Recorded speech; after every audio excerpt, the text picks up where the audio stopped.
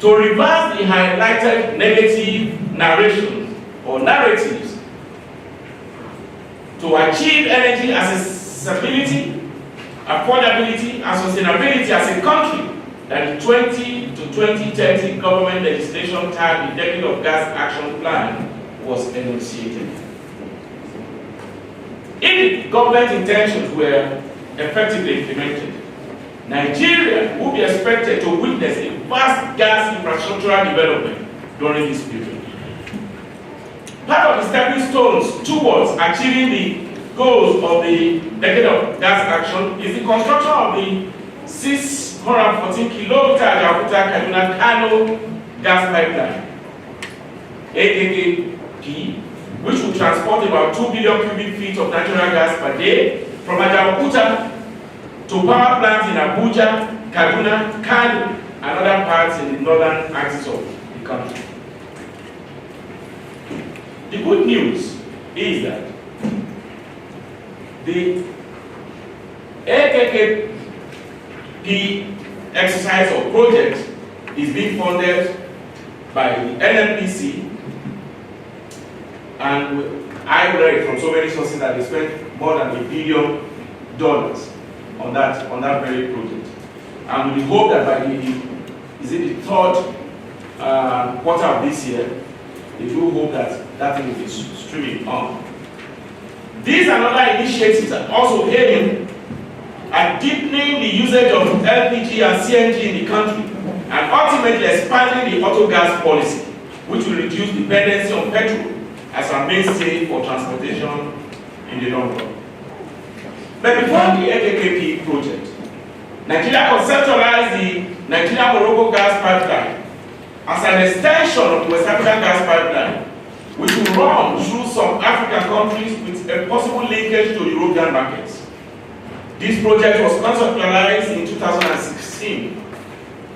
Outside the NLNG project, Nigeria-Morocco gas pipeline project will meet the international focus, even as the local expansion of the LPG and CNG are also ongoing. Let us hope that our leaders will cautiously navigate the rough edges of the coup in the Niger Republic to forestall any risk of sabotage to this project by international state or non-state actors. Many countries are abandoning fossil fuels as a significant energy source. For Nigeria to make good on its promise to join the trade, it will have to increase its crude oil production in the short run beyond the current level to have money for diversification and for investment in other alternative sources. Even in the medium and long-term periods, natural gas, which Nigeria has in abundance, have been described as cleaner than coal or petroleum.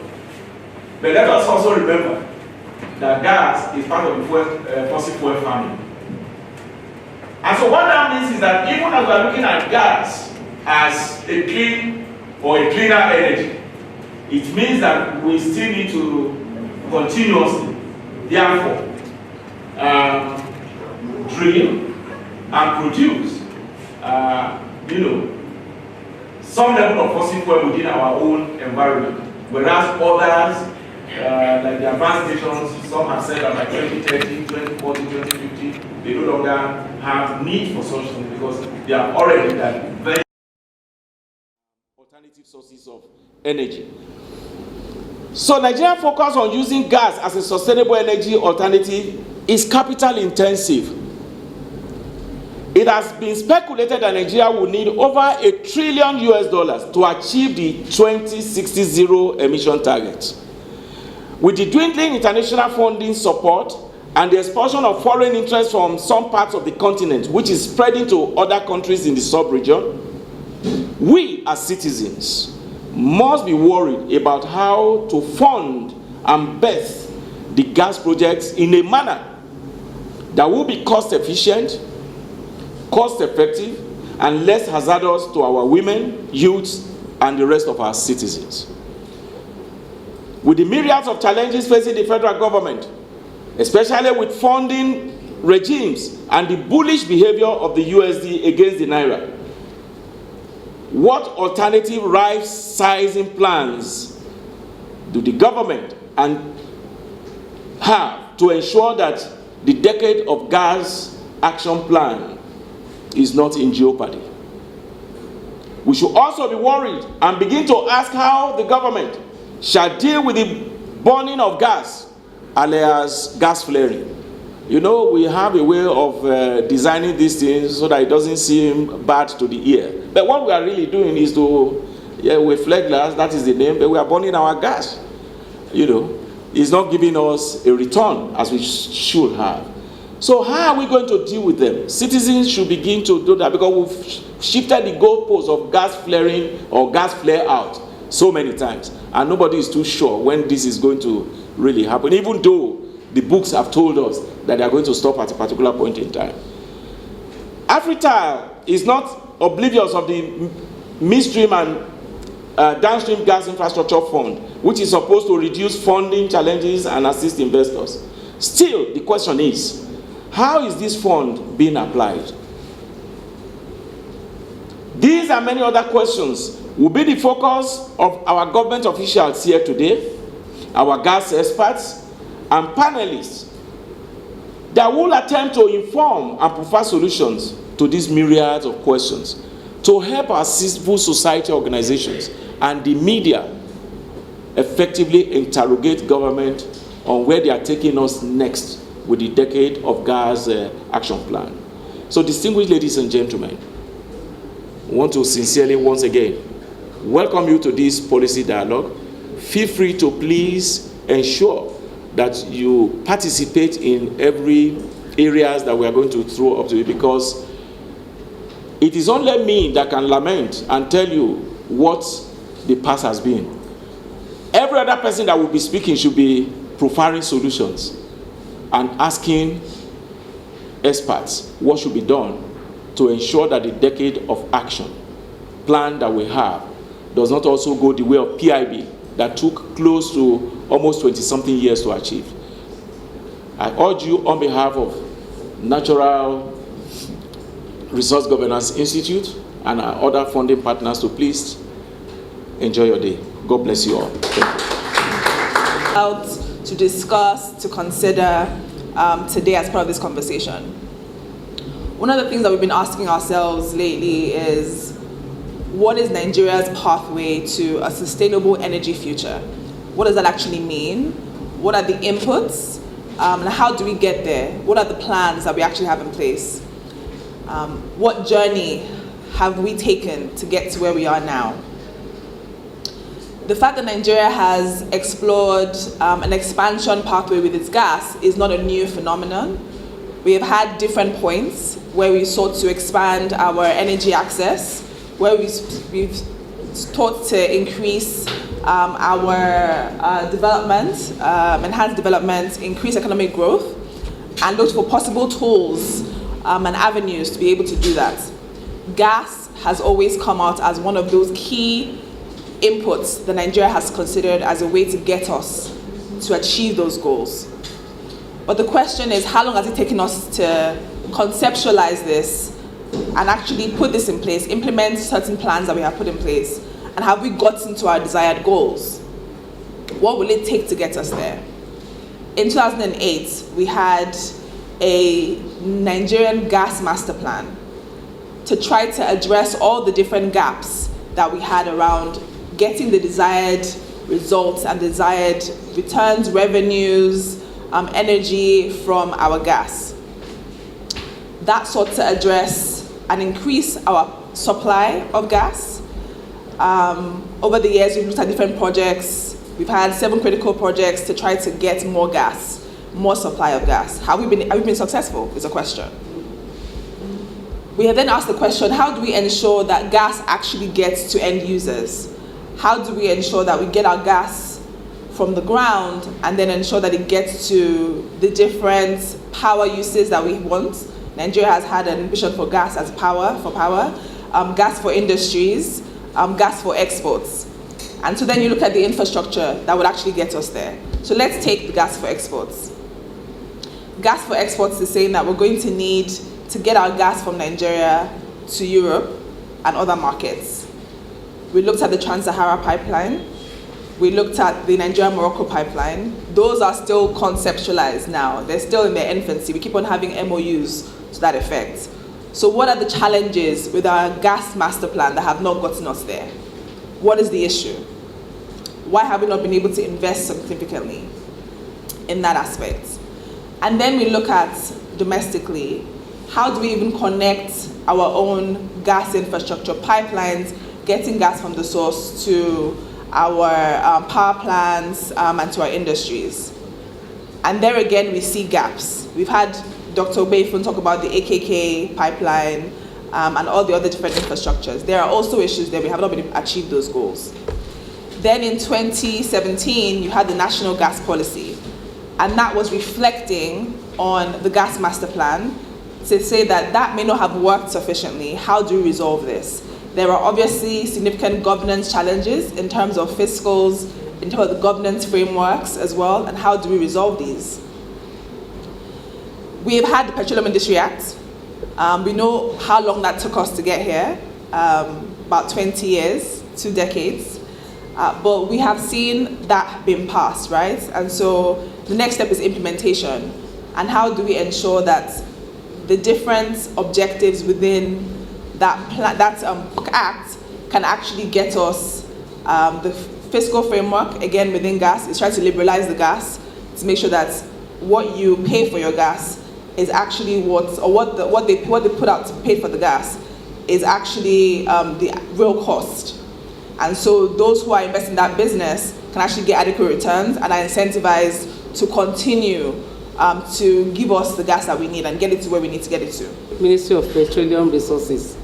Actually, he wanted to come, but he had to just change his plans because of other reasons. And this morning he told me to be here. I'm here. It's nice being here. Actually, gas for us is a big thing now. From what has been said earlier on, we can see that the realization of importance of gas is not new in the nation. There have been several attempts to try to get it right. The gas master plan mentioned, the, what do you call it? The policy, the gas policy, the decade of gas trust, all these are attempts to get it right. And I want to let you know that more than ever, the permanent secretary, since he assumed office, has been passionate about it. He's doing all that he can, galvanizing action and people to make sure that we get the best from this resource that we have. As we all know, we have abundance of it, and it's not something. I stand here this morning to tell you that when he got the mail for this dialogue, he was quite excited about it. He said, gas is the way to go. And the reason being that the ministry, as you know from the name, the mandate we have is coordinating development initiatives in the Niger Delta region, the oil-rich region of Nigeria, the region that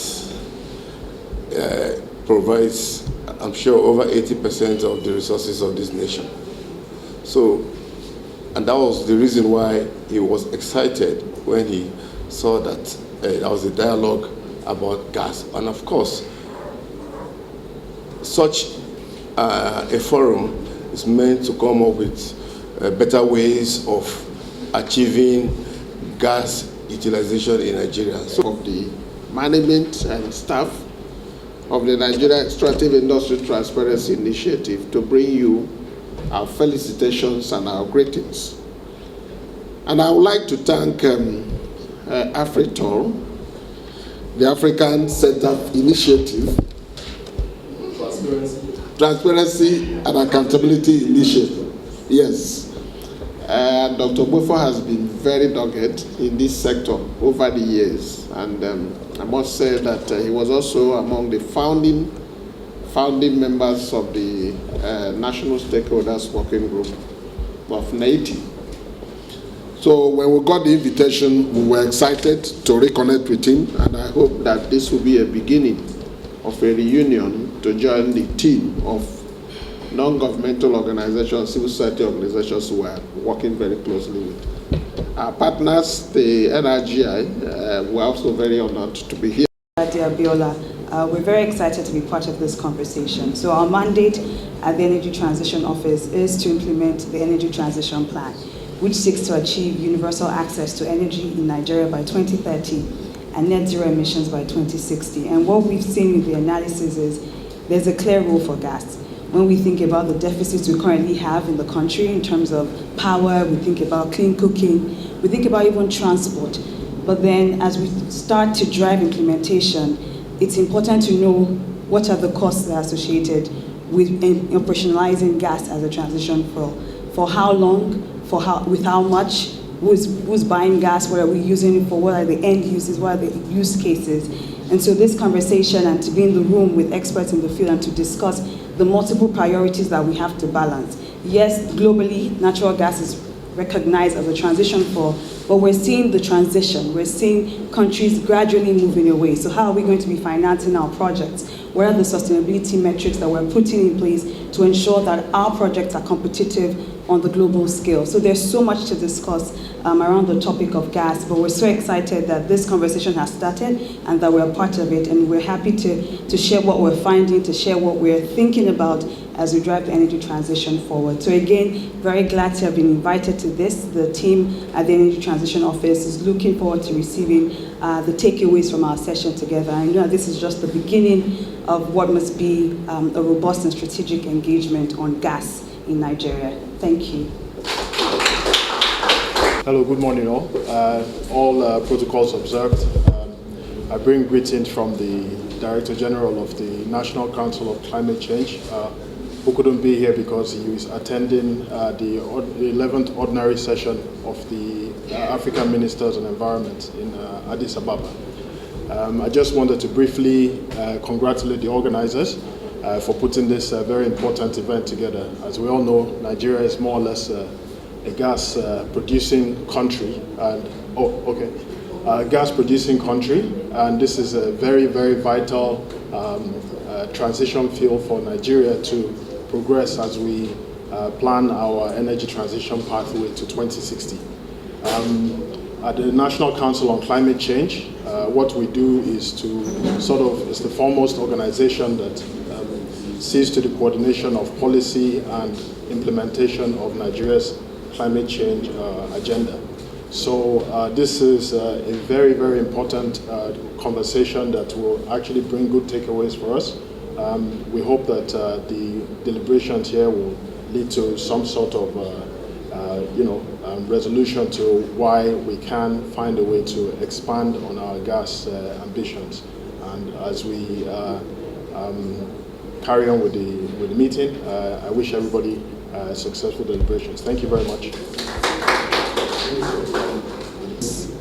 After I introduce who is lead domestic media team, you are ready to give us session or the discussions moving forward. Yes, we can hear you. Thank you very much, and please.